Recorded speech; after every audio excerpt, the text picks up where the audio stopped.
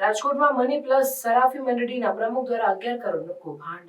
રાજકોટમાં વધુ એક સહકારી મંડળી દ્વારા કરોડો રૂપિયાનું ચીટિંગ કરવામાં આવ્યું છે. મની પ્લસ સરાફી મંડળીના પ્રમુખ અલ્પેશ દુર્ગાએ 11 કરોડ 8 લાખથી વધુની રકમનું કૌભાંડ આચર્યું હોવાનો આરોપ છે. આ મામલે રાજકોટ તાલુકા પોલીસ મથકમાં ફરિયાદ નોંધાઈ છે.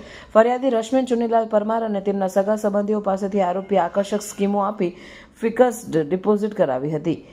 એફડીની મુદત પૂર્ણ થયા બાદ પણ રકમ પરત ન આપતા ફરિયાદીને છેતરપિંડીનો અનુભવ થયો. આથી સમગ્ર મામલો પોલીસ મથક સુધી પહોંચ્યો અને અલ્પેશ દોંગા વિરુદ્ધ ગુનો દાખલ કરવામાં આવ્યો. આ કિસ્સો શહેરમાં સહકારી મંડળીઓ દ્વારા કરવામાં આવતી છેતરપિંડીના વધતા જતા પ્રકરણોમાં વધુ એક ઉદાહરણ છે.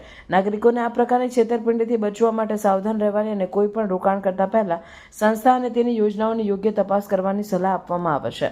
સહકારી મંડળીઓ અને તેમના પ્રમુખો દ્વારા કરવામાં આવતી છેતરપિંડીના કિસ્સોમાં કડક કાર્યવાહી કરવાની જરૂર છે, જેથી ભવિષ્યમાં આવા કિસ્સાઓને રોકી શકાય.